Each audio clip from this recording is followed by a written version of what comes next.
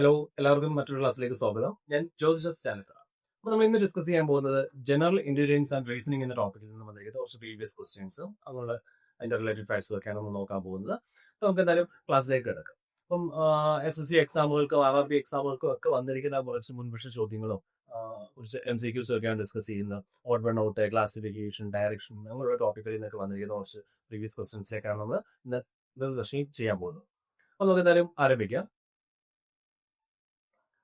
ഒന്നാമത്തെ ക്വസ്റ്റ്യൻ എന്ന് പറയുന്നതാണ് ഒരു ക്ലാസിഫിക്കേഷൻ അഥവാ ഓഡ് വൺ ഔട്ട് എന്നൊരു ടോപ്പിക്കിൽ നിന്ന് വന്നിരിക്കുന്ന ക്വസ്റ്റ്യൻ ആണ്. നമുക്ക് 4 ഓപ്ഷൻസ് തന്നിട്ട് ഓഡ് വൺ ഔട്ട് നിങ്ങൾക്ക് അറിയാം, എല്ലാവർക്കും ചെയ്യാൻ അറിയാതാണ്. നമുക്ക് 4 ഓപ്ഷൻസ് ഉണ്ടായിരിക്കും. ആ ഒരു ഗ്രൂപ്പിൽ പെടാത്തത് അല്ലെങ്കിൽ ആ ഒരു കൂട്ടത്തിൽ പെടാത്ത ആളെ ഐഡന്റിഫൈ ചെയ്യുക എന്നുള്ളതാണ് നമുക്ക് ഈ ഒരു ടോപ്പിക്കിൽ ചെയ്യേണ്ട കാര്യം എന്ന് പറയുന്നത്. നമ്മുടെ ഓഡ് വൺ ഔട്ട് എന്ന ടോപ്പിക്കിൽ നോക്കുമ്പോഴത്തേക്ക് അല്ലെങ്കിൽ ഈ ഒരു ക്വസ്റ്റ്യൻ നോക്കുമ്പോഴത്തേക്ക് നോക്കി നമുക്ക് 4 ഓപ്ഷൻസ് ആണ് തന്നിരിക്കുന്നത്. ഏതൊക്കെയാണെന്ന് നോക്കി ടീച്ചർ, ജസ്റ്റിസ്, ലോയർ, ഷെഫ്. ഈ ഒരു ഗ്രൂപ്പിൽ പെടാത്ത അല്ലെങ്കിൽ ഇതിന്റെ ഈ ഒരു ഗ്രൂപ്പിൽ ഉൾപ്പെടാത്ത ആളെ ഐഡന്റിഫൈ ചെയ്യുക എന്നുള്ളതാണ് യൂസ് ചെയ്യുന്നത്. നമുക്ക് നോക്കുമ്പോഴത്തേക്ക് 4 ഓപ്ഷൻസ് ആണ് നൽകുന്നത്. ഏതൊക്കെയാന്ന് നോക്കി ടീച്ചർ ഉണ്ട്, ജസ്റ്റിസ് ഉണ്ട്, ലോയർ ഉണ്ട്, ഷെഫ് ഉണ്ട്. ഇവിടെ നോക്കുമ്പോൾ നിങ്ങൾക്ക് മനസ്സിലാക്കുന്ന ഒരു കാര്യമുണ്ട്. ഇവിടെ പ്രൊഫഷൻസുമായിട്ട് ബന്ധപ്പെട്ട അല്ലെങ്കിൽ കുറച്ച് നെയിംസ് ആണ് തന്നിരിക്കുന്നത് പറയുന്നത് അല്ലെ. ഇവിടെ ടീച്ചർ എന്ന് പറയുമ്പോഴത്തേക്ക് ടീച്ചർ തന്നിട്ടുണ്ട്, അതുപോലെ തന്നെ ജസ്റ്റിസ് തന്നിട്ടുണ്ട്, ലോയർ തന്നിട്ടുണ്ട്, ഷെഫ് തന്നിട്ടുണ്ട്. ആൻസർ ഒന്ന് വേഗം ഒന്ന് കമന്റ് ചെയ്യാൻ പറ്റുമോ നോക്കി, നിങ്ങൾ എന്റെ ആൻസർ എന്താ വരുന്നതെന്ന് വേഗം ഒന്ന് കമന്റ് ചെയ്യാൻ പറ്റുമോ നോക്കി. ഓക്കെ, അപ്പോൾ ഇവിടെ ഈ ചോദ്യത്തിലേക്ക് വരുമ്പോൾ ടീച്ചർ എന്ന് പറയുന്നത് എന്താണ്? ആ ഒരു പ്രൊഫഷൻ നെയിമാണ് ടീച്ചർ എന്ന് പറയുന്നത് അല്ലെ. ടീച്ചർ എന്ന് പറയുന്നത് ഒരു പ്രൊഫഷൻ നെയിമാണ്. അതുപോലെ ജസ്റ്റിസ് എന്ന് പറയുന്നത് ഒരു പ്രൊഫഷൻ നെയിം ആണോ?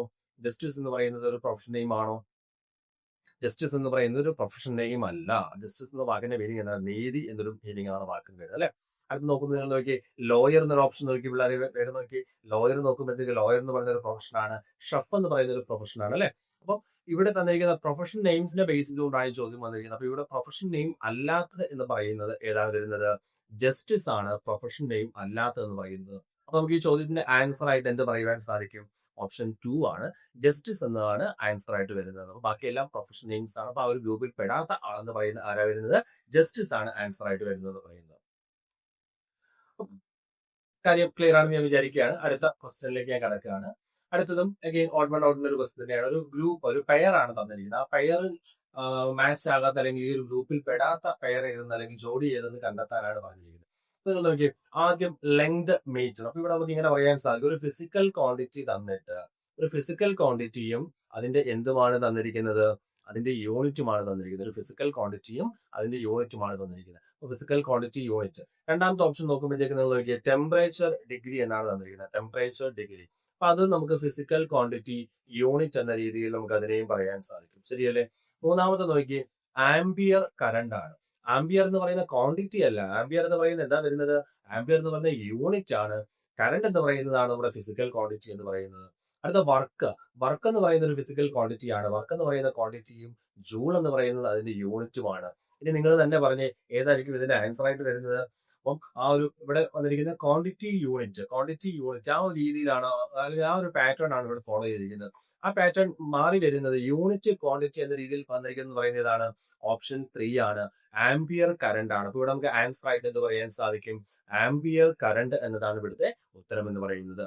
അപ്പൊ അത് ക്ലിയർ ആണെന്ന് വിചാരിക്കുന്നു. നല്ലൊരു ക്വസ്റ്റൻ ആണ് അല്ലെ. അപ്പൊ നമുക്ക് അടുത്ത ചോദ്യത്തിലേക്ക് കടന്നേക്കാം. അടുത്ത ക്വസ്റ്റിലേക്ക് കടക്കുകയാണ്.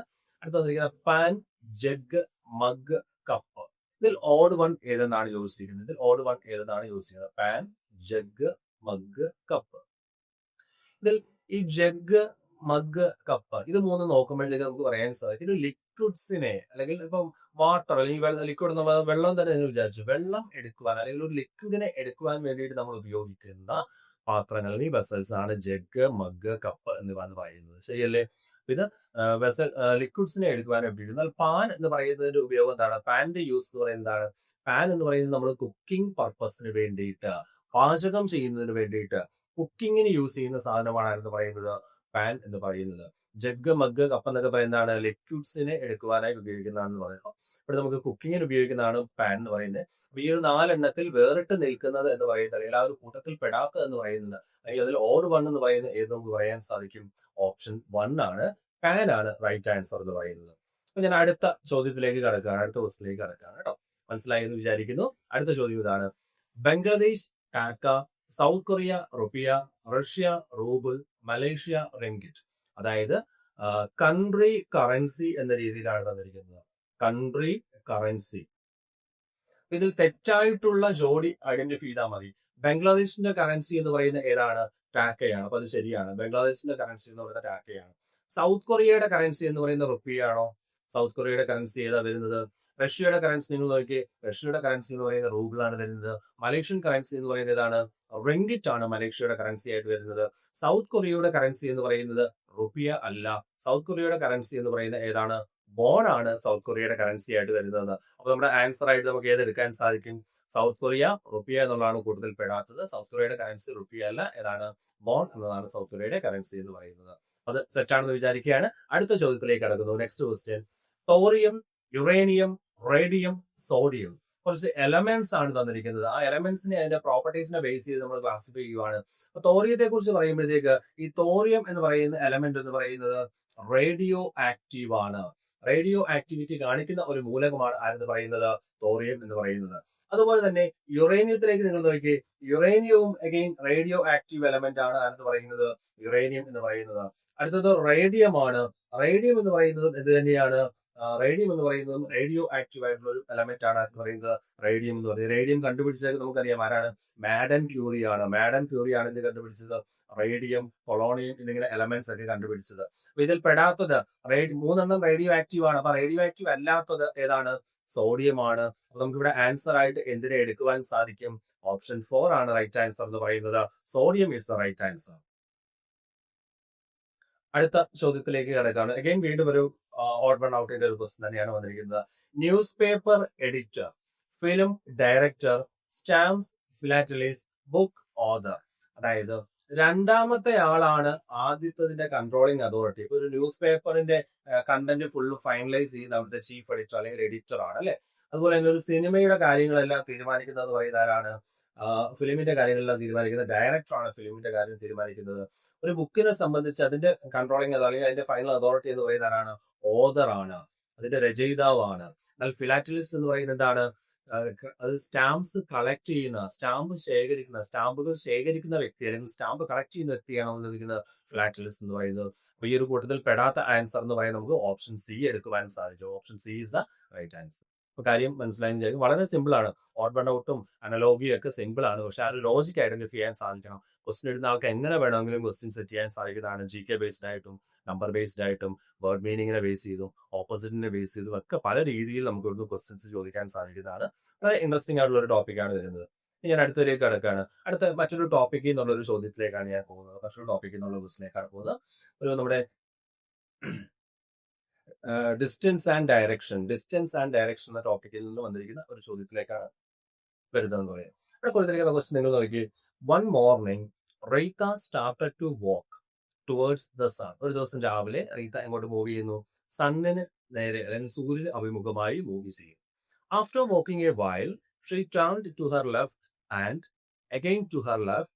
After walking a while she again turned right. Then which direction is she facing now? അപ്പൊ ഈ ഡയറക്ഷൻ ചെയ്യുമ്പോൾ ഇതിനകത്ത് 2-3 ടിപ്സ് ഉണ്ട്. ഡയറക്ഷൻ എന്ന ടോപ്പിക് നമ്മൾ ഹാൻഡിൽ ചെയ്യുമ്പോഴത്തേക്ക് നമുക്ക് അറിഞ്ഞിരിക്കാൻ 2-3 ടിപ്സ് ഉണ്ട്. ഇത് നമ്മൾ എപ്പോഴും നമ്മളൊരു ഡയഗ്രാം ഒക്കെ വരച്ചൊക്കെയാണ് നമ്മൾ ചെയ്യാറുള്ളത്. അങ്ങനെ ചെയ്യുമ്പോഴത്തേക്ക് നമുക്കൊരു ഡയറക്ഷന്റെ ഒരു റെഫറൻസ് കോർഡിനേറ്റ് ഉണ്ടായിരിക്കണം അല്ലെ. ഡയറക്ഷൻസിന്റെ ഒരു റെഫറൻസ് കോർഡിനേറ്റ് ഉണ്ടെങ്കിൽ മാത്രമേ നമുക്കത് ചെയ്യാൻ സാധിക്കൂ. നമ്മൾ ആ റെഫറൻസ് കോഡ് അല്ലെങ്കിൽ റെഫറൻസ് ഡയറക്ഷൻ ആയിട്ട് നമ്മൾ എടുക്കുന്നത് നമ്മുടെ പേപ്പറിന്റെ ടോപ്പിനെ, പേപ്പറിന്റെ മുകൾ വശം, പേപ്പറിന്റെ ടോപ്പിനെ നിങ്ങൾ എപ്പോഴും എന്തായിട്ട് എടുക്കുക? നോർത്ത് ആയിട്ടും. പേപ്പറിന്റെ ടോപ്പ് എന്ന് പറയുന്നത് നോർത്ത് ആണെങ്കിൽ പേപ്പറിന്റെ താഴ്വശം എന്ന് പറയുന്നത് എന്തായിരിക്കും വരുന്നത്? സൗത്ത് ആയിരിക്കും വരുന്നത്. അപ്പൊ പേപ്പറിന്റെ ടോപ്പ് നോർത്തും താഴ്വശം സൗത്തുമാണ് വരുന്നതെങ്കിൽ നമ്മുടെ വലതുവശം എന്ന് പറയുന്നത് റൈറ്റ് ഹാൻഡ് സൈഡ് എന്ന് പറയുന്നത് ഈസ്റ്റ് ആകണ്ടേ പിള്ളേരെ? ഈസ്റ്റ് ആകണ്ടേ? ശരിയല്ലേ? അപ്പൊ നോക്കി, റൈറ്റ് ഹാൻഡ് സൈഡ് ഈസ്റ്റ് ആണെങ്കിൽ ആ ഈസ്റ്റിന് ഓപ്പോസിറ്റ് വരേണ്ട ഡയറക്ഷൻ ഏതാ? നിങ്ങൾ നോക്കി, വെസ്റ്റ് അല്ലേ വരേണ്ടത്? നമ്മുടെ റെഫറൻസ് കോർഡിനേറ്റ്സ് അല്ലെങ്കിൽ റെഫറൻസ് ഡയറക്ഷൻസ് എന്ന് പറയുന്നത് നമ്മൾ ഇങ്ങനെയാണ് എടുക്കുന്നത്. പേപ്പറിന്റെ ടോപ്പിനെ നമ്മൾ നോർത്ത് ആയിട്ടും പേപ്പറിന്റെ താഴ്വശം നമ്മൾ സൗത്ത് ആയിട്ടും നമ്മുടെ റൈറ്റ് ഹാൻഡ് സൈഡിനെ നമ്മൾ ഈസ്റ്റ് ആയിട്ടും ലെഫ്റ്റ് ഹാൻഡ് സൈഡിനെ നമ്മൾ എന്തായിട്ടും എടുക്കുന്നു? വെസ്റ്റ് ആയിട്ടും എടുക്കുന്നു. ഓക്കെ, അപ്പൊ അത്രയും കാര്യങ്ങൾ സെറ്റ് ആണെന്ന് വിചാരിക്കുന്നു. അപ്പൊ ഈ ഒരു റെഫറൻസ് ഡയറക്ഷനെ ബേസ് ചെയ്തുകൊണ്ട് വേണം നമുക്ക് ഈ പറഞ്ഞിരിക്കുന്ന അല്ലെങ്കിൽ അവർ ഈ ഫോളോ ചെയ്തിരിക്കുന്ന ഈ ഒരു സീക്വൻസ് നമുക്ക് നോക്കാനായിട്ട്. വൺ മോർണിംഗ്, ഇപ്പൊ മോർണിംഗ് എന്നാണ് പറഞ്ഞിരിക്കുന്നത്. മോർണിംഗ് ആകുമ്പോഴത്തേക്ക് നമുക്കറിയാം സൺ എന്ന് പറയുന്നത് എവിടെയായിരിക്കും വരുന്നത്? സൺ എന്ന് പറയുന്നത് ഈസ്റ്റിലായിരിക്കും വരുന്നത് അല്ലെ. അപ്പൊ നമ്മൾ സണ്ണിന്റെ പൊസിഷൻ അങ്ങ് ഫിക്സ് ചെയ്തു. സണ്ണ് ഈസ്റ്റിലാണ്. One morning Reetha started walking towards the sun. സണ്ണിന് അഭിമുഖമായി അല്ലെങ്കിൽ സണ്ണിന് നേരെ, സൂര്യന് നേരെ റീത്ത നടക്കുവാൻ ആരംഭിച്ചു എന്നല്ലേ പറഞ്ഞിരിക്കുന്നത്. അപ്പൊ സൂര്യന് നേരെ റീത്ത നടക്കുകയാണ്. സൂര്യന് നേരെ റീത്ത നടക്കുകയാണ്. സൂര്യന് നേരെ കുറച്ച് ദൂരം ഈസ്റ്റിലേക്ക്. അപ്പൊ ഈസ്റ്റിലേക്കാണ് ആര് നടക്കുന്നത്? റീത്ത നടക്കുന്നത് എന്ന് പറയുന്നത്. റീത്ത നടന്നു. After walking a while she turned to her left. അവിടുന്ന് ലെഫ്റ്റിലേക്ക് ടേൺ ചെയ്തു എന്നാണ് പറഞ്ഞിരിക്കുന്നത് അല്ലെ. ലെഫ്റ്റിലേക്ക് ടേൺ ചെയ്തു. അപ്പൊ ലെഫ്റ്റിലേക്ക് ടേൺ ചെയ്യുന്നു. എന്നിട്ട് കുറച്ച് മൂവ് ചെയ്യുന്നു. Again to her left. അത് കഴിഞ്ഞ് വീണ്ടും ലെഫ്റ്റിലേക്ക് ടേൺ ചെയ്തു. ഇപ്പൊ രണ്ട് ലെഫ്റ്റ് ഹാൻഡാണ് പറയുന്നത്. Left again to her left. അപ്പൊ അവിടുന്ന് വീണ്ടും റീത്ത എന്ത് ചെയ്യുന്നു? ലെഫ്റ്റിലേക്ക് ടേൺ ചെയ്യുന്നു. കുറച്ച് മൂവ് ചെയ്യുന്നു. After walking a while she turned right. അപ്പൊ കുറച്ച് ദൂരം നടന്ന ശേഷം അവിടുന്ന് റീത്ത എങ്ങോട്ട് ടേൺ ചെയ്തു? റൈറ്റിലേക്കാണ് ടേൺ ചെയ്തിരിക്കുന്നത്. റൈറ്റിലേക്ക് ടേൺ ചെയ്തു. റൈറ്റിലേക്ക് ടേൺ ചെയ്ത് മൂവ് ചെയ്തു. ഇനി ചോദ്യം ഇങ്ങനെയാണ്, നമ്മുടെ ക്വസ്റ്റ്യൻ ഇങ്ങനെയാണ് വന്നിരിക്കുന്നത് പറയുന്നത്. Which direction is she facing now? ഇപ്പൊ റീത്ത മൂവ് ചെയ്തുകൊണ്ടിരിക്കുന്ന ഡയറക്ഷൻ ഏതെന്നാണ് നമ്മളോട് ചോദിച്ചിരിക്കുന്നത്. ശരിയല്ലേ? അപ്പൊ നിങ്ങൾ നോക്കിയേ, ഇവിടുത്തെ ഈ ഡയറക്ഷൻ കോർഡിനേറ്റ് അനുസരിച്ച് ഇപ്പൊ ഈ ആരോ ഹെഡ് നിൽക്കുന്ന എങ്ങോട്ടാന്ന് നോക്കിയേ, ഏത് ഡയറക്ഷനിലേക്കാണ്? പേപ്പറിന്റെ ടോപ്പിലേക്കാണ് നിൽക്കുന്നത്, അല്ലെങ്കിൽ നമ്മുടെ സ്ലൈഡിന്റെ ടോപ്പിലേക്കാണ് നിൽക്കുന്നത് എന്ന് പറയുന്നത്. ശരിയല്ലേ? അപ്പൊ ടോപ്പ് എന്ന് പറയുന്നത് ഏത് ഡയറക്ഷൻ ആയിരിക്കണം വരുന്നത്? നമ്മുടെ ടോപ്പ് എന്ന് പറയുന്നത് ഏത് ഡയറക്ഷൻ ആയിരിക്കും വരുന്നത്? നോർത്ത് ആണ് പേപ്പറിന്റെ ടോപ്പായിട്ട് വരുന്നത് പറയുന്നത്. ശരിയല്ലേ? അപ്പൊ നമുക്ക് പറയാൻ സാധിക്കും നമ്മുടെ ആൻസർ എന്ന് പറയുന്നത് നൗ റീത്ത ഈസ് ഫേസിംഗ് എന്ന് പറയാൻ സാധിക്കും. നോർത്ത് എന്ന് പറയാൻ സാധിക്കും. അപ്പൊ ആൻസർ ആയിട്ട് എന്തെടുക്കാം? നോർത്ത് ആണ് നമ്മുടെ ഉത്തരവായിട്ട് വരുന്നത്. ഇനി ഈ ഡയറക്ഷന്റെ ക്വസ്റ്റ്യൻസ് നിങ്ങൾ സോൾവ് ചെയ്യുമ്പോഴത്തേക്ക്, ഡയറക്ഷൻ ക്വസ്റ്റ്യൻസ് സോൾവ് ചെയ്യുമ്പോഴത്തേക്ക് ശ്രദ്ധിക്കേണ്ട ഒരു കാര്യം, എല്ലാ ചോദ്യത്തിലും, മിക്ക ചോദ്യത്തിലും അല്ലെങ്കിൽ എല്ലാ ചോദ്യത്തിലും കൊടുത്തിരിക്കുന്ന രണ്ട് ടൈംസ് ആയിരിക്കും. വലത്തോട്ട് ടേൺ ചെയ്തു, റൈറ്റ് ടേൺ, പിന്നെ അതുപോലെ തന്നെ ഇടതോട്ട് ടേൺ ചെയ്തു, left turn, right turn, left turn എന്നൊക്കെ പറയും. ഈ റൈറ്റ് ടേൺ നമ്മൾ എടുക്കാനായിട്ട് നമ്മുടെ പേപ്പറിൽ ഇതൊരു പെട്ടെന്ന് ഒരു ഐഡിയ കിട്ടാൻ വേണ്ടി നമ്മൾ എടുക്കുന്ന ഒരു കൺസെപ്റ്റ് ഇതാണ്. റൈറ്റ് ടേൺ എന്ന് പറയുന്നത് ഒരു ക്ലോക്ക് വൈസ് മൂവ്മെന്റ് ആയിരിക്കും. റൈറ്റ് ടേൺ എന്ന് പറയുന്നത് എപ്പോഴും എന്തായിരിക്കും എന്നാ പറയുന്നത്? ക്ലോക്ക് വൈസ് മൂവ്മെന്റ് ആണ്. റൈറ്റ് ടേൺ എന്ന് പറയുന്നത് ക്ലോക്ക് വൈസ് മൂവ്മെന്റ് ആണ്. ക്ലോക്ക് വൈസ് മൂവ്മെന്റ് ആണ് സംഭവിക്കുന്നത്. ലെഫ്റ്റ് ടേൺ എന്ന് പറയുന്നത്, ഇടതോട്ട് തിരിഞ്ഞു എന്ന് പറയുന്നത് ആന്റി ക്ലോക്ക് വൈസ് മൂവ്മെന്റ് ആണ്. ലെഫ്റ്റ് ടേൺ എന്ന് പറയുന്നത് എന്തായിരിക്കും? ആന്റി ക്ലോക്ക് വൈസ് ആണ്. ആന്റി ക്ലോക്ക് വൈസ് മൂവ്മെന്റ് ആണ് ആരെന്ന് പറയുന്നത്? ആന്റി ക്ലോക്ക് വൈസ് മൂവ്മെന്റിനെയാണ് നമ്മൾ എന്ത് വിളിക്കുന്നത്? ലെഫ്റ്റ് ടേൺ എന്ന് വിളിക്കുന്നത്. ആന്റി ക്ലോക്ക് വൈസ് മൂവ്മെന്റ് ആണ് ലെഫ്റ്റ് ടേൺ ആയിട്ട് എടുക്കുന്നത് എന്ന് പറയുന്നത്. Left turn is anticlockwise. Left turn എന്ന് പറയുന്നത് ആന്റി ക്ലോക്ക് വൈസ് മൂവ്മെന്റ് ആണ് നമ്മുടെ ലെഫ്റ്റ് ടേൺ എന്ന് പറയുന്നത്. അപ്പൊ ഈ ഒരു ടിപ്പ് നിങ്ങൾ എല്ലാവരും ഓർത്തിരിക്കണം. റൈറ്റ് ടേൺ എന്ന് പറയുന്നത് നമ്മുടെ പേപ്പറിൽ അല്ലെങ്കിൽ നമ്മുടെ എവിടെയാണ് നമ്മൾ വരയ്ക്കുന്നത് അവിടെ ക്ലോക്ക് വൈസിലായിരിക്കണം മൂവി എന്ന് പറയുന്നത്. ലെഫ്റ്റ് ടേൺ എന്ന് പറയുന്നത് എന്താണ്? Always anti clock. അപ്പൊ right turn is always in clockwise nature and left turn is always anti clock vice movement. Anticlockwise movement. ആ ഒരു ടിപ്പ് ഓർത്തിരുന്നോളൂ. പിന്നെ അതുപോലെ തന്നെ ഡയറക്ഷൻ കോർഡിനേറ്റ് ഓർത്തിരിക്കണം. ഈ ഒരു 4 ഡയറക്ഷൻ കോർഡിനേറ്റ്സ് കൂടാതെ നിങ്ങൾ നോക്കി, ഇവിടെ നമുക്ക് 4 സബ് ഡയറക്ഷൻസ് കൂടെ വരുന്നുണ്ട്. നോർത്തിനും ഈസ്റ്റിനും ഇടയിലുള്ള ഒരു ഡയറക്ഷനെ നമ്മൾ നോർത്ത് ഈസ്റ്റ് എന്നാണ് വിളിക്കാറുള്ളത് അല്ലെ. നോർത്ത് ഈസ്റ്റ് എന്നാണ് വിളിക്കാറുള്ളത്. അതുപോലെ നോക്കിയാൽ സൗത്തിനും ഈസ്റ്റിനും ഇടയിലുള്ള ഒരു ഡയറക്ഷനെ നമ്മൾ വിളിക്കുന്ന പേരെന്താണ്? സൗത്ത് ഈസ്റ്റ് എന്ന് വിളിക്കും. South east. അതുപോലെ തന്നെ സൗത്തിനും വെസ്റ്റിനും ഇടയിലുള്ള ഡയറക്ഷനെ വിളിക്കുന്ന പേരാണ് സൗത്ത് വെസ്റ്റ് എന്ന് പറയും. South west. അതുപോലെ തന്നെ നമുക്ക് പറയാം നോർത്തിനും വെസ്റ്റിനും ഇടയിലുള്ള ഡയറക്ഷനെ നമ്മൾ എന്ത് വിളിക്കും? നോർത്ത് വെസ്റ്റ് എന്നാണ് വിളിക്കുന്നത്. അപ്പൊ ഈ സബ് ഡയറക്ഷൻസ് കൂടെ അറിഞ്ഞിരിക്കണം. ഈ ഒരു മെയിൻ കോർഡിനേറ്റ്സിന് ഇടയിലുള്ള ഡയറക്ഷനാണ് നമ്മൾ സബ് ഡയറക്ഷൻസ് ആണ് വരുന്നത്. ഇനി നോർമലി ഒരു റൈറ്റ് ടേൺ ഒരാൾ എടുത്തു എന്ന് പറഞ്ഞാൽ, വലതോട്ട് ഒരാൾ തിരിഞ്ഞു എന്ന് പറഞ്ഞു കഴിഞ്ഞാൽ, അയാളുടെ മൂവ്മെന്റ് എന്ന് പറയുന്നത് എപ്പോഴും ഒരു 90 ഡിഗ്രി ക്ലോക്ക് വൈസ് മൂവ്മെന്റ് ആയിരിക്കും. 90 ഡിഗ്രി എന്തായിരിക്കും?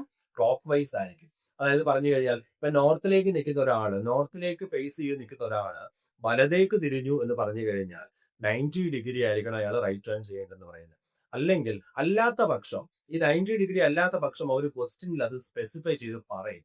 ഇപ്പൊ ഒരാള് 45 ഡിഗ്രി റൈറ്റ് ടേൺ ചെയ്തു, അല്ലെങ്കിൽ 45 ഡിഗ്രി ക്ലോക്ക് വൈസിൽ മൂവ് ചെയ്യുന്നൊക്കെ എടുത്ത് പറയും. അങ്ങനെ പറയാത്ത പക്ഷം എല്ലാ ടേണും എത്ര ഡിഗ്രി ആയിട്ട് വേണം നമ്മൾ എടുക്കാനായിട്ട്? 90 ഡിഗ്രി. അത് റൈറ്റ് ടേൺ ആണെങ്കിലും ലെഫ്റ്റ് ടേൺ ആണെങ്കിലും നോർമൽ ടേണിംഗ് എന്ന് പറയുന്നത് എപ്പോഴും എന്തായിരിക്കും? 90 ഡിഗ്രി ആയിരിക്കും. ഈ 90 ഡിഗ്രി അല്ലാത്ത പക്ഷം, 90 ഡിഗ്രി കുറവോ അതിൽ കൂടുതലോ ഒക്കെയാണ് ടേൺ ചെയ്തിരിക്കുന്നതെങ്കിൽ അവർ ക്വസ്റ്റ്യൻ ആംഗിൾ പറഞ്ഞ് ചോദിക്കും. ഓക്കെ. അപ്പൊ നമുക്ക് അടുത്തൊരു ചോദ്യത്തിലേക്ക് കടക്കുകയാണ്. ഈ പറഞ്ഞ ലോജിക്കൽ മനസ്സിലായെന്ന് വിചാരിക്കുന്നു. കാര്യങ്ങൾ കിട്ടിയെന്ന് വിചാരിക്കുകയാണ്. അടുത്തതിലേക്ക് കടക്കുകയാണ്. അടുത്ത ക്വസ്റ്റ്യൻ ആണ്. അടുത്തതും ഡയറക്ഷൻ എന്നൊരു ക്വസ്റ്റ്യൻ ആണ് വന്നിരിക്കുന്നത്. ഒരു ഷാഡോ ബേസ്ഡ് ക്വസ്റ്റ്യൻ ആണ്. നിഴലിനെ ബേസ് ചെയ്തുകൊണ്ട്, ഷാഡോയെ ബേസ് ചെയ്തുകൊണ്ട്, ഷാഡോ ബേസ്ഡ് ആയിട്ട് വന്നിരിക്കുന്ന ഒരു ചോദ്യമാണ്. Benita and Sunita are standing in a park facing each other at the time of sunrise. At the time of sunrise. If the shadow of Vinita falls to the left of Sunita. അപ്പം പറഞ്ഞിരിക്കുന്നത് ഒരു ദിവസം രാവിലെ sunrise എന്നാണ് പറഞ്ഞിരിക്കുന്നത്. അപ്പോൾ morning ആണ് പറഞ്ഞിരിക്കുന്നത്. അപ്പോൾ ഈ ഷാഡോ ബേസ്ഡ് ക്വസ്റ്റ്യൻ വരുമ്പോൾ നമുക്ക് എപ്പോഴും സണ്ണിന്റെ പൊസിഷൻ ഫിക്സ് ചെയ്യാൻ പറ്റും. അപ്പൊ സണ്ണിന്റെ പൊസിഷൻ ഫിക്സ് ചെയ്യുന്ന രീതിയിൽ ഷാഡോ ബേസ്ഡ് ക്വസ്റ്റ്യൻ ചോദിക്കത്തുള്ളൂ. അത് മോർണിംഗ് എന്നോ അല്ലെങ്കിൽ സൺറൈസ് എന്നോ ഈവനിങ് എന്നോ അല്ലെങ്കിൽ സൺസെറ്റ് എന്നോ ഒക്കെ പറഞ്ഞ് അവർ ചോദിക്കുന്നത്. അപ്പൊ ഇവിടെ നോക്കി ഈ ഒരു ക്വസ്റ്റ്യൻ നമ്മൾ സോൾവ് ചെയ്യുമ്പോൾ സൺറൈസ് ആയതുകൊണ്ട് നമുക്ക് സണ്ണിനെ എവിടെ എടുക്കാം? സൺ എന്ന് പറയുന്നത് ഈസ്റ്റിലായിരിക്കും വരുന്നത്. അപ്പൊ സൂര്യന്റെ പൊസിഷൻ, സണ്ണിന്റെ പൊസിഷൻ എന്ന് പറയുന്നത് എവിടെയാണ്? ഈസ്റ്റിലാണ്. അപ്പൊ സൺ ഈസ്റ്റിലാണെങ്കിൽ അതിന് ഓപ്പോസിറ്റ് ഡയറക്ഷനിൽ വേണ്ടേ നിഴല് വീഴാനായിട്ട്, ഷാഡോ വീഴാനായിട്ട്. അപ്പൊ നമുക്ക് അവിടുത്തെ പറയാൻ സാധിക്കും ഷാഡോ എന്ന് പറയുന്നത് എവിടെയായിരിക്കും വീണിരിക്കുന്നത്? വെസ്റ്റിലായിരിക്കും വീണിരിക്കുന്നത്. അപ്പൊ ഷാഡോ എന്ന് പറയുന്നത് എവിടെയായിരിക്കും വീണിരിക്കുന്നത്? വെസ്റ്റിലായിരിക്കും വീണിരിക്കുന്നത്. പിന്നെ ഇവരെ നമുക്ക് അറേഞ്ച് ചെയ്യാനുള്ള ഒരു ഡയറക്ഷൻ എന്ന് പറയുന്നത് നോർത്ത് സൗത്ത് ലൈനിൽ മാത്രമേ നമുക്ക് ഈ ആൾക്കാരെ അറേഞ്ച് ചെയ്യാൻ പറ്റത്തുള്ളൂ. രണ്ടാൾക്കാർ നോർത്ത് സൗത്ത് ലൈനിൽ നിൽക്കുകയാണ്. അവർ ഫേസിങ് ഈച്ച് അതർ എന്നാണ് പറഞ്ഞിരിക്കുന്നത്. ദാറ്റ് മീൻസ് മുഖാമുഖം അവർ പരസ്പരം ഫേസ് ചെയ്താണ് നിൽക്കുന്നതാണ് പറഞ്ഞിരിക്കുന്നത്. രണ്ടുപേരെ പരസ്പരം ഫേസ് ചെയ്യുന്ന രീതിയിൽ നമ്മൾ അറേഞ്ച് ചെയ്യുമ്പോഴത്തേക്ക് ഇങ്ങനെ നമുക്ക് ഒരാളെ ഇങ്ങോട്ട് മാർക്ക് ചെയ്യാം, മറ്റൊരാൾ അങ്ങോട്ട് ഫേസ് ചെയ്യുന്നത്. അപ്പൊ അവർ face to face, facing each other എന്ന കണ്ടീഷൻ സാറ്റിസ്ഫൈ ചെയ്ത് ആണ് അവർ നിൽക്കുന്നത്. അപ്പൊ രണ്ടാൾക്കാർ ഫേസിങ് ഈച്ച് അതർ. അപ്പൊ ഇനി അവർ പറഞ്ഞിരിക്കുന്ന ആ ഷാഡോ എവിടെ വീണു അല്ലെങ്കിൽ ആരുടെ ലെഫ്റ്റിൽ വീണു റൈറ്റിൽ വീണു എന്നുള്ള കണ്ടീഷനും കൂടെ നമ്മൾ ഇതിലേക്ക് ഇമ്പോസ് ചെയ്യാൻ പോവാണ്. If the shadow of Vinita falls to the left of Sunita. വിനിതയുടെ ഷാഡോ സുനിതയുടെ ലെഫ്റ്റിൽ വീണു എന്നാണ് പറഞ്ഞിരിക്കുന്നത്. ശരിയല്ലേ? If the shadow of Vinita falls to the left of Sunita. That means left of Sunita എന്ന് പറയുന്നത്, സുനിതയുടെ ലെഫ്റ്റ് എന്ന് പറയുന്നത് ഏത് ഡയറക്ഷൻ വരണം? ഇപ്പൊ നിലവിൽ നമ്മുടെ അവസ്ഥ അനുസരിച്ച് ഷാഡോ വെസ്റ്റിലാണ് വീണിരിക്കുന്നത്. അപ്പൊ സുനിതയുടെ ലെഫ്റ്റ് എന്ന് പറയുന്നത് ഏത് ഡയറക്ഷൻ ആകണം? വെസ്റ്റ് ആകണം. സുനിതയുടെ ലെഫ്റ്റ് എന്ന് പറയുന്നത് ഏത് ഡയറക്ഷൻ ആകണം? ലെഫ്റ്റ് ആയി വേണം വരാനായിട്ട്. അപ്പൊ നിങ്ങൾ നോക്കിക്കേ, സുനിതയുടെ ഡയറക്ഷൻ എന്ന് പറയുന്നത് ലെഫ്റ്റ്, അല്ലെങ്കിൽ സുനിതയുടെ ലെഫ്റ്റ് എന്ന് പറയുന്നത് വെസ്റ്റ് ആകണമെങ്കിൽ, ഒരാളുടെ ഇടതുവശം ലെഫ്റ്റ് ആകണമെങ്കിൽ അയാൾ ഏത് ഡയറക്ഷനിലേക്കായിരിക്കണം ഫേസ് ചെയ്യേണ്ടത്? നോക്കിക്കേ, നോർത്തിലേക്ക് ഫേസ് ചെയ്യുന്ന ഒരാളുടെ ലെഫ്റ്റ് സൈഡ് അല്ലേ വെസ്റ്റ് ആയി വരുന്നത്. അപ്പൊ നമുക്ക് ഈ നോർത്തിലേക്ക് ഫേസ് ചെയ്ത് നിൽക്കുന്ന, ഈ നോർത്ത് ഡയറക്ഷനിലേക്ക് ഈ ആരോ ഹെഡ് മാർക്ക് ചെയ്തിരിക്കുന്ന ആളെ നമുക്ക് ആരായിട്ട് എടുക്കാം? സുനിത എന്നെടുക്കാൻ സാധിക്കും. ഈ നോർത്ത് ഡയറക്ഷനിലേക്ക് ആരോ ഹെഡ് മാർക്ക് ചെയ്തിരിക്കുകയാണെങ്കിൽ നോർത്ത് ഡയറക്ഷനിലേക്ക് ഫേസ് ചെയ്ത ആളെ നമുക്ക് ആരായിട്ട് എടുക്കാം? സുനിത എന്നെടുക്കാം. എങ്കിൽ മറ്റേ ആളെന്ന് പറയുന്നത് ആരായിരിക്കണം? അടുത്ത ആളെന്ന് പറയുന്നത് ആരായിരിക്കണം? നമ്മുടെ വിനിതയായിരിക്കണം. അപ്പൊ നമ്മുടെ ചോദ്യം ഇതാണ്, then Vinitha is facing which direction ആണ് ചോദിച്ചിരിക്കുന്നത്. then Vinitha is facing which direction. അപ്പൊ നോക്കിയേ, സുനിത നോർത്തിലേക്ക് ഫേസ് ചെയ്യുമ്പോൾ ലെഫ്റ്റ് സൈഡിൽ വെസ്റ്റിൽ ഷാഡോ വീണു. അങ്ങനെയെങ്കിൽ സുനിതയ്ക്ക് ഫേസിങ് അല്ലെങ്കിൽ അഭിമുഖമായിട്ട് ഫേസ് ടു ഫേസ് നിൽക്കുമ്പോഴത്തേക്ക് സുനിതയുടെ ഓപ്പോസിറ്റ് ഡയറക്ഷനിൽ നിൽക്കുന്ന വ്യക്തിയാണ് എന്ന് പറയുന്നത് വിനിത എന്ന് പറയുന്നു. ഈ വിനിത ഏത് ഡയറക്ഷനിലേക്കാണ് ഫേസ് ചെയ്യുന്ന നോക്കിയേ, ഈ ആരോ ഹെഡ് കിടക്കുന്ന ഏത് ഡയറക്ഷനിലേക്കാണ് നോക്കിയേ? സൗത്തിലേക്കാണ് കിടക്കുന്നത്. അപ്പൊ വിനിത ഫേസ് ചെയ്യുന്ന ഡയറക്ഷൻ എന്ന് പറയുന്നത് ഏതായിരിക്കും? സൗത്ത് ആണ്. വിനിതയുടെ ഡയറക്ഷൻ എന്ന് പറയുന്നത് ഏതായിരിക്കും വരുന്നത്? സൗത്ത് ആണ്. അപ്പൊ നമ്മുടെ ഈ ചോദ്യത്തിന്റെ ആൻസർ എന്ന് പറയുന്നത് എന്താണ്? സൗത്ത് എന്ന് പറയാം. അപ്പോൾ ഷാഡോ ബേസ്ഡ് ക്വസ്റ്റ്യൻ എപ്പോഴും മോർണിംഗ് ആണെന്ന് അല്ലെങ്കിൽ ഈവനിംഗ് ആണെന്ന് പറഞ്ഞു കഴിഞ്ഞാൽ, സൺറൈസ് അല്ലെങ്കിൽ സൺസെറ്റ് എന്ന് പറഞ്ഞു കഴിഞ്ഞാൽ അത് വെച്ചുകൊണ്ട് ആദ്യം ഒന്ന് സണ്ണിനെ ഫിക്സ് ചെയ്യണം. അത് വെച്ചുകൊണ്ട് സണ്ണിന്റെ പൊസിഷൻ നമ്മൾ ആദ്യം ഒന്ന് ഫിക്സ് ചെയ്യും. അതിനുശേഷം സണ്ണിന്റെ പൊസിഷൻ ഫിക്സ് ചെയ്ത ശേഷം നമ്മൾ ഷാഡോ അങ്ങ് മാർക്ക് ചെയ്യും. ഷാഡോ അതിന് ഓപ്പോസിറ്റ് അങ്ങ് മാർക്ക് ചെയ്യും.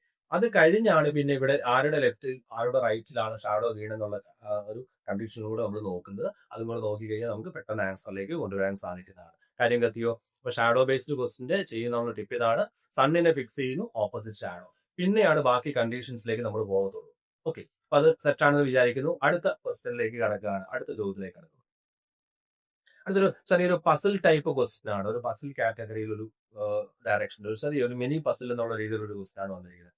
6 ഹൗസസ്, 6 വീടുകൾ, A, B, C, D, E and F.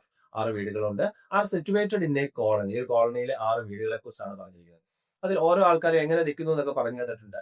D is 60 metre south of E എന്നാണ് പറഞ്ഞിരിക്കുന്നത്.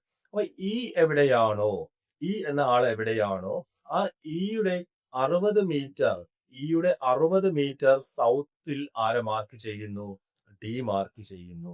ഇയുടെ 60 മീറ്റർ സൗത്തിൽ ആരെ മാർക്ക് ചെയ്യുന്നു? ഡി മാർക്ക് ചെയ്യുന്നു. അപ്പൊ ഇയുടെ 60 മീറ്റർ സൗത്തിൽ നമുക്ക് ആരെ മാർക്ക് ചെയ്യാം? ഡി മാർക്ക് ചെയ്യും.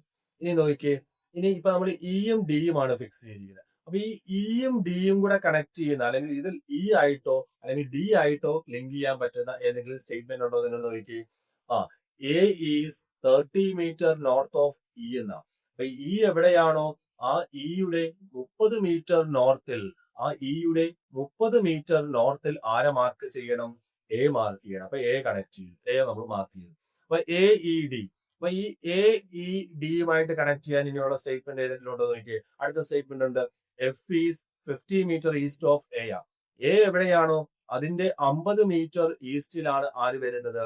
അതിന്റെ 50 മീറ്റർ ഈസ്റ്റിലാണ് ആര് വരുന്നത്? എഫ് വരുന്നത് എന്നാണ് പറഞ്ഞിരിക്കുന്നത്. എഫ് വരുന്നത്. ദെൻ ഇനി ഇതുമായിട്ട് കണക്ട് ചെയ്യാനായിട്ട് ഇനി എ ഇ ഡി എഫ് ഇതുമായി കണക്ട് ചെയ്യാൻ പറ്റുമോ നോക്കിയേ. C is 50 metre west of B എന്ന്. അപ്പൊ സിയും ബിയും തമ്മിലൊന്നും കിട്ടിയിട്ടില്ല. പിന്നെ ഇവിടെ ഒരു കാര്യമുണ്ട്, ഒരു സ്റ്റേറ്റ്മെന്റ് നമ്മൾ സ്കിപ്പ് ചെയ്തായിരുന്നു, ഡയറക്റ്റ് നമുക്ക് ലിങ്ക് ചെയ്യാൻ പറ്റുന്ന സ്കിപ്പ് ചെയ്തായിരുന്നു. F is 40 metre south of B ആണ്. എഫ് എന്ന് പറയുന്നത് ബിയുടെ 40 മീറ്റർ സൗത്തിൽ എന്നാണ് പറഞ്ഞിരിക്കുന്നത്. അപ്പൊ ഈ ബി എന്ന് പറയുന്നത് എഫിന് 40 മീറ്റർ നോർത്തിലായിരിക്കും വരുന്നത്. അപ്പൊ നമുക്ക് ഇവിടെ ഇങ്ങനെ മാർക്ക് ചെയ്യാൻ സാധിക്കും. ഇവിടെ ആരെ മാർക്ക് ചെയ്യാൻ സാധിക്കും? നമുക്ക് ബി മാർക്ക് ചെയ്യാം. ബി എന്ന് പറയുന്നത് എഫിന് 40 മീറ്റർ നോർത്തിൽ, അല്ലെങ്കിൽ ബിയുടെ 40 മീറ്റർ സൗത്തിൽ ആര് മാർക്ക് ചെയ്യുന്നത്? F is 40 metre south of B എന്നുള്ള കണ്ടീഷൻ വാലിഡ് ആയി. ഇനി നമുക്ക് ഇവിടെ ഒരു സ്റ്റേറ്റ്മെന്റ് എടുക്കുന്നുണ്ടോ. C is 50 metre west of B എന്നല്ലേ പറഞ്ഞിരിക്കുന്നത്. സി എന്ന് പറയുന്നത് ബിയുടെ 50 മീറ്റർ വെസ്റ്റിലാണ്. അപ്പൊ ബി എവിടെയാണോ അവിടുന്ന് 50 മീറ്റർ വെസ്റ്റിലേക്ക് വരുമ്പോൾ ഇവിടെ നമുക്ക് സി അങ്ങ് മാർക്ക് ചെയ്യാം. ഇവിടെ നമുക്ക് സി എടുക്കാം. സി എടുക്കാം, ശരിയല്ലേ? ദെൻ ചോദ്യം നോക്കിയാൽ find the location of C. Find the location of C with reference to എന്താണ്? എ. എയിൽ നിന്ന് നോക്കിയാൽ സി ഏത് ഡയറക്ഷൻ എന്നാണ് ചോദിച്ചിരിക്കുന്നത്. അപ്പൊ എ എന്ന പോയിന്റ് നമ്മൾ ഇവിടെ എടുക്കുകയാണെങ്കിൽ ഈ ഒരു ദൂരം നിങ്ങൾ നോക്കിയേ. ഈ ഒരു ദൂരം 40 ആണെങ്കിൽ ഈ എയും സിയും തമ്മിലുള്ള ദൂരവും എത്ര തന്നെ ആയിരിക്കണം? 40 തന്നെ ആയിരിക്കണം. ഈ എയും സിയും തമ്മിലുള്ള ദൂരം എന്ന് പറയുന്നത് എത്ര തന്നെ ആയിരിക്കണം? എയും സിയും തമ്മിലുള്ള ദൂരം എന്ന് പറയുന്നത് എത്രയായിരിക്കണം? 40 ആയിരിക്കണം. കാരണം ഇത് 50 മുതൽ 40 ആണ്. അപ്പൊ എയിൽ നിന്ന് നോക്കിയാൽ സി ഏത് ഡയറക്ഷനിൽ എന്നാണ് ചോദിച്ചിരിക്കുന്നത്. സി എന്ന് പറയുന്നത് എയുടെ നോർത്തിലാണ് വരുന്നത്. എയുടെ നോർത്തിൽ എത്ര എന്ന് ചോദിച്ചു കഴിഞ്ഞാൽ 40 മീറ്റർ ആണ്. അപ്പൊ എയിൽ നിന്ന് 40 മീറ്റർ നോർത്തിലാണ് ആര് വരുന്നത്? സി എന്ന് പറയുന്നത്. അപ്പൊ നമുക്ക് ഇങ്ങനെ പറയാൻ സാധിക്കും, 40 മീറ്റർ നോർത്ത് ആണ് ആൻസർ എന്ന് പറയുന്നത്. C is 40 metre north of A എന്നാണ് വരുന്നത്. C is 40 metre north of എന്താണ്? എ ആണ് ആൻസർ ആയിട്ട് വരുന്നത്. അപ്പൊ മനസ്സിലായില്ലേ? കാര്യം മനസ്സിലായോ? ഇങ്ങനെയുള്ള പസിൽ കാറ്റഗറി വരുമ്പോഴത്തേക്ക് ഇതിനകത്ത് സ്റ്റേറ്റ്മെന്റ്സിനെ നമുക്ക് 2 ടൈപ്പായിട്ട് ക്ലാസിഫൈ ചെയ്തെടുക്കാൻ സാധിക്കും. ഈ സ്റ്റേറ്റ്മെന്റ്സിനെ ഡെഫിനിറ്റ് സ്റ്റേറ്റ്മെന്റ് എന്നും ഇൻഡെഫിനിറ്റ് സ്റ്റേറ്റ്മെന്റ് എന്ന് പറഞ്ഞ് 2 കാറ്റഗറി ആയിട്ട് വരിക. ഡെഫിനിറ്റ് സ്റ്റേറ്റ്മെന്റ് എന്താണെന്ന് ചോദിച്ചാൽ ഒരാളുടെ പൊസിഷൻ നമുക്ക് കൃത്യമായിട്ട് പറയാൻ പറ്റണം. ആ ഒരു സ്റ്റേറ്റ്മെന്റ് വെച്ചുകൊണ്ട് ഒരാളുടെ പൊസിഷൻ ഇവിടെയാണ് കൃത്യമായിട്ട് പറയാൻ പറ്റണം. അതായത് ഇപ്പൊ നമ്മുടെ ആദ്യ സ്റ്റേറ്റ്മെന്റിലേക്ക് D is 60 metre south of E.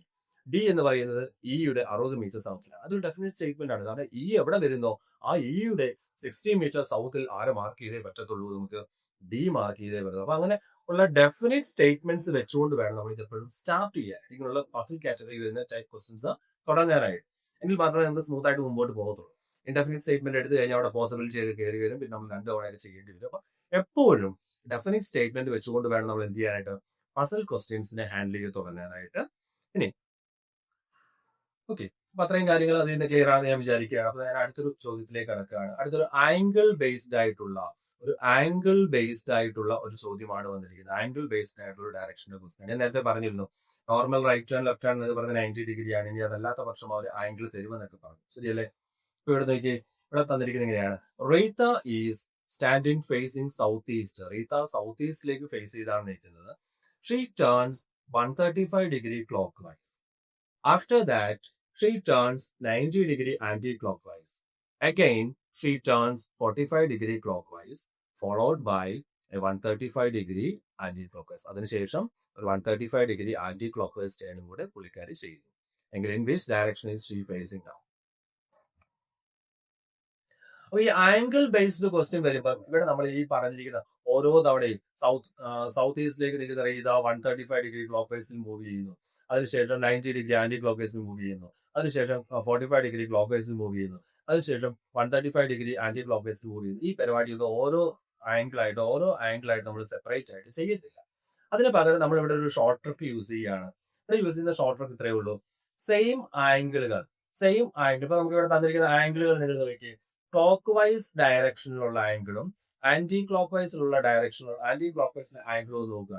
ആദ്യം ഒരു 135 ക്ലോക്ക് വൈസിൽ, അപ്പൊ ക്ലോക്ക് വൈസിൽ ഒരു 135 വന്നു. ശരിയല്ലേ? ക്ലോക്ക് വൈസിൽ ഒരു 135 ഡിഗ്രി ആംഗിൾ വരുന്നുണ്ട്. ആഫ്റ്റർ ദാറ്റ് ഷീ ടേൺസ് എത്രയാണ്? 90 ഡിഗ്രി ആന്റി ക്ലോക്ക് വൈസ്. അപ്പൊ ആന്റി ക്ലോക്ക് വൈസിൽ വീണ്ടും എന്ത് വന്നിട്ടുണ്ട്?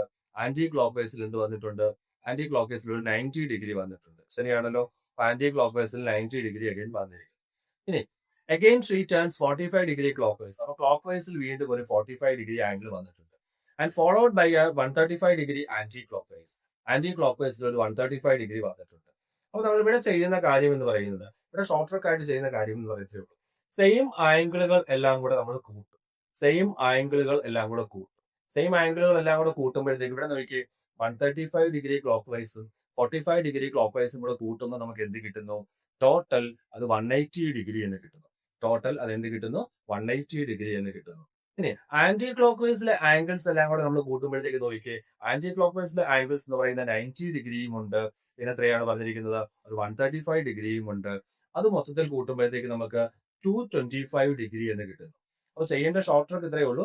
സെയിം ആംഗിളുകളെ എല്ലാം കൂടെ കൂട്ടുക, സെയിം ആംഗിൾസ് ആഡ് ചെയ്യുക, ഓപ്പോസിറ്റ് ആംഗിളുമായിട്ട് ഡിഫറൻസ് എടുക്കുക. അപ്പൊ ഓപ്പോസിറ്റ് ആംഗിളുമായിട്ട് ഇവിടെ ഡിഫറൻസ് എടുക്കുമ്പോഴത്തേക്ക് നിങ്ങൾ നോക്കി, 180 ക്ലോക്ക് വൈസിലും 225 ആന്റി ക്ലോക്ക് വൈസിലുമാണ്. ഇതിന്റെ വ്യത്യാസം എടുത്തപ്പോഴത്തേക്ക് നമുക്ക് ഇങ്ങനെ പറയാൻ സാധിക്കും, 45 ഡിഗ്രി എന്ന് കിട്ടുന്നു. 45 ഡിഗ്രി.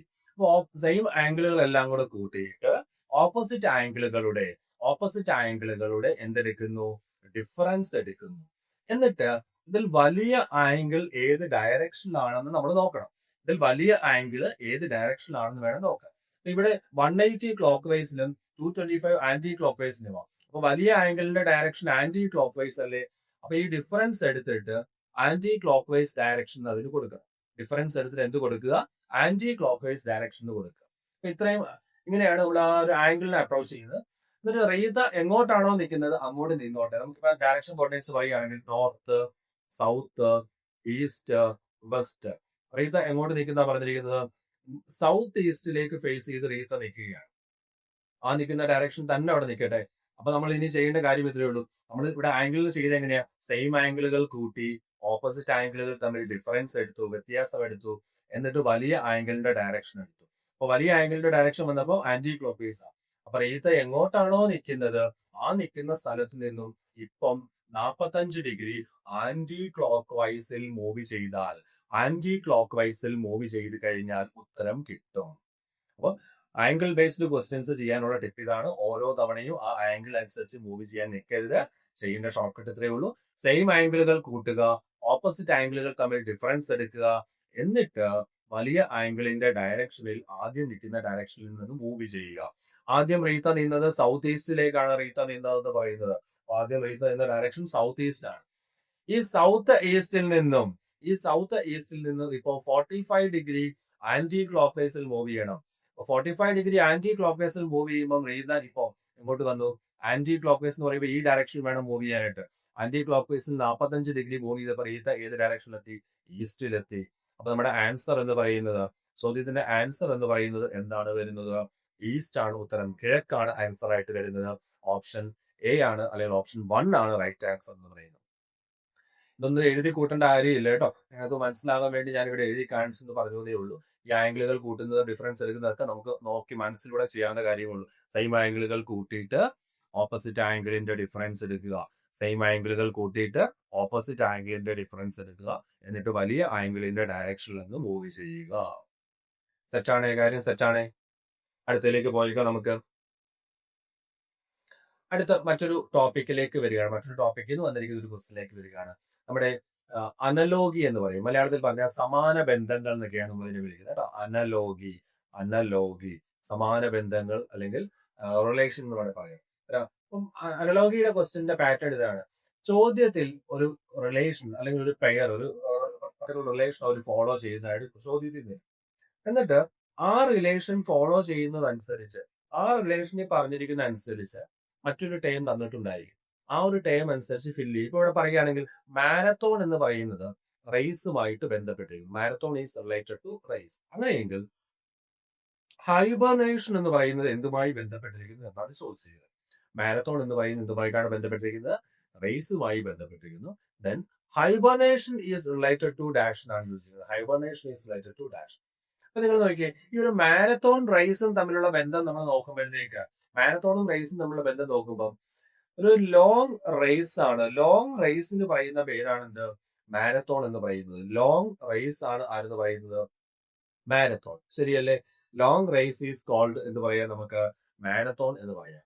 അങ്ങനെയെങ്കിൽ എന്തിന്റെയോ ഒരു എക്സ്റ്റെൻഡഡ് ഒരു ലോങ് ഡ്യൂറേഷൻ ഉള്ള ഒരു കാര്യമാണ് ഹൈബർനേഷൻ. ഹൈബർനേഷൻ എന്ന് പറഞ്ഞാൽ എന്താ ശരിക്കും പറഞ്ഞാൽ എന്താണ് പറയുക? ലോങ് സ്ലീപ്പ് ആണ് കേട്ടോ. വളരെ കൂടി അല്ലെങ്കിൽ ലോങ് സ്ലീപ്പ് അറിയപ്പെടുന്ന പേരാണ് എന്ത്? Hibernation. Long sleep is called hibernation. ഇങ്ങനെ പറയാൻ സാധിക്കും. ഹൈബർനേഷൻ ഈസ് റിലേറ്റഡ് ടു നമുക്ക് എന്ത് പറയാം? സ്ലീപ്പ് എന്ന് പറയാൻ സാധിക്കും. ഹൈബർനേഷൻ ഈസ് റിലേറ്റഡ് ടു എന്താണ് പറയുന്നത്? സ്ലീപ്പ് എന്ന് പറയാം. Hibernation is related to sleep. അപ്പൊ നമുക്ക് ഇവിടെ ആൻസർ ആയിട്ട് എന്ത് കിട്ടുന്നു? ഓപ്ഷൻ ഡി ആണ് നമ്മുടെ ആൻസർ ആയിട്ട് വരുന്നത്. ഹൈബർനേഷൻ ഈസ് റിലേറ്റഡ് ടു എന്ന് പറയാം, സ്ലീപ്പ് എന്ന് പറയാം. അടുത്ത ക്വസ്റ്റിലേക്ക് കടക്കുകയാണ്. Cup is related to coffee. Then the same way ball is related to dash. Ball is related to dash. കപ്പും കോഫിയും തമ്മിലുള്ള ബന്ധം. കോഫി എടുക്കുവാനാണ് നമ്മൾ കപ്പ് ഉപയോഗിക്കുന്നത്. അങ്ങനെയെങ്കിൽ ബോളിൽ എടുക്കുന്നത് എന്താണെന്നാണ് ചോദിച്ചിരിക്കുന്നത്. ഡിഷ്, സൂപ്പ്, സ്പൂണ്, ഫുഡ്, ഇതൊക്കെയാണ് ഓപ്ഷൻസ്. എന്താണ് നോർമലി ഓപ്ഷൻ നോക്കുമ്പോഴേ നമുക്ക് സിമ്പിൾ ആയിട്ട് പറയാൻ സാധിക്കും. എന്താണ്? സൂപ്പ് എടുക്കുവാനായിട്ടാണ് നമ്മൾ യൂസ് ചെയ്യുന്നത്, ബോൾ യൂസ് ചെയ്യുന്നത്. അപ്പോൾ നമ്മുടെ ആൻസർ എന്ന് പറയുന്നത് കിട്ടി. ഓപ്ഷൻ ബി ആണ്, സൂപ്പാണ് റൈറ്റ് ആൻസർ ആയിട്ട് വരുന്നത്. അത് സെറ്റല്ലേ? കാര്യം ഓക്കെ അല്ലേ? ഞാൻ അടുത്ത ചോദ്യത്തിലേക്ക് കടക്കുകയാണ്. 2 ദിവസത്തിലേക്ക് കടക്കുകയാണ്. Reptile is related to lizard. In the same way, flower is related to dash. അതായത് ഇവിടെ ഫോളോ ചെയ്തിരിക്കുന്ന റിലേഷൻ എന്ന് പറയുന്നത് ഒരു കാറ്റഗറി നെയിമാണ്, ഒരു ക്ലാസ് നെയിം അല്ലെങ്കിൽ ഒരു കാറ്റഗറി നെയിമാണ് തന്നിരിക്കുന്നത്. റെപ്റ്റൈൽ എന്ന് പറയുന്ന ഒരു കാറ്റഗറി നെയിമാണ്. ആ കാറ്റഗറിയിൽ പെടുന്ന ഒരു എക്സാമ്പിൾ ആണ് അല്ലെങ്കിൽ ഒരു ജീവിയാണ് എന്ന് പറയുന്നത് ലിസാഡ് എന്ന് പറയുന്നത്. റെപ്റ്റൈൽ കാറ്റഗറിയിൽ പെടുന്ന ആളാണ് ആരെന്ന് പറയുന്നത്? ലിസാഡ് എന്ന് പറയുന്നത്. അങ്ങനെയെങ്കിൽ അടുത്ത നോക്കുമ്പോഴത്തേക്ക് ഫ്ലവർ എന്ന് പറയുന്ന ഒരു കാറ്റഗറി നെയിമാണ്. അപ്പൊ ഇവിടെ ഒരു ഫ്ലവറിന് എക്സാമ്പിൾ ആയിരിക്കണം ഇവിടെ ഒരു ആൻസർ ആയിട്ട് വരേണ്ടത് അല്ലെ? ഫ്ലവറിന് എക്സാമ്പിൾ ആണ് ഇവിടെ ഉത്തരവായിട്ട് വരേണ്ടത്. അപ്പൊ നമ്മുടെ ഓപ്ഷൻ നോക്കുമ്പോൾ പെറ്റൽ മീൻസ് ഇതളുകളാണ്, അത് ഫ്ലവറിന്റെ ഭാഗമാണ്, പാർട്ടാണ്. സ്റ്റെമ്മ് ഒരു പ്ലാന്റിന്റെ ഭാഗമാണ്. ഡെയ്സി എന്ന് പറയുന്ന ഒരു ഫ്ലവർ ആണ്. അലിഗേറ്റർ എന്ന് പറയുന്ന ഒരു റെപ്റ്റൈൽ ആണ് വന്നിരിക്കുന്നത്. എന്തായാലും അലിഗേറ്റർ വരത്തില്ല. അപ്പൊ നമുക്ക് ഇവിടെ ആൻസർ ആയിട്ട് എന്ത് പറയാൻ സാധിക്കും? ഡെയ്സി ആണ് ഒരു ഫ്ലവറിന് ഉദാഹരണം. ഒരു ഫ്ലവറിന് എക്സാമ്പിൾ ആയിട്ട് തന്നിരിക്കുന്നത്, ഒരു പൂവിന് എക്സാമ്പിൾ ആയിട്ട് തന്നിരിക്കുന്നത് ആരാണ്? ഡെയ്സി ആണ്. Answer is option C, daisy ആണ് റൈറ്റ് ആൻസർ എന്ന് പറയുന്നത്. ഇനി അടുത്തൊരു ക്വസ്റ്റിനിലേക്ക് കടക്കുകയാണ്. Newspaper is related to press.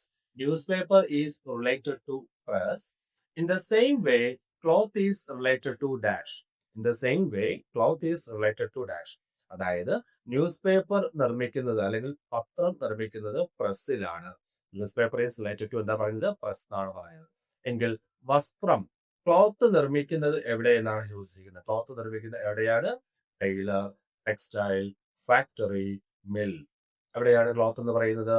പെട്ടെന്ന് നമുക്ക് പറയാൻ പറ്റും അല്ലെ? ഓപ്ഷൻ നോക്കുമ്പോൾ പെട്ടെന്ന് കിട്ടും. ഏതാണ്? ടെക്സ്റ്റൈൽ എന്നൊക്കെ തോന്നും, മനസ്സുകൊണ്ട് തോന്നും. അല്ല. ടെക്സ്റ്റൈൽ എന്ന് പറയുന്നത് എന്താണ്? ടെക്സ്റ്റൈൽ എന്ന് പറയുന്നത് നമ്മൾ ക്ലോത്ത്സ് വാങ്ങുന്ന, വസ്ത്രങ്ങൾ വാങ്ങുന്ന സ്ഥലമാണ് എന്ന് പറയുന്നത് ടെക്സ്റ്റൈൽസ് എന്ന് പറയുന്നത്. എന്നാൽ ക്ലോത്ത് നിർമ്മിക്കുന്നത് മില്ലിലാണ്.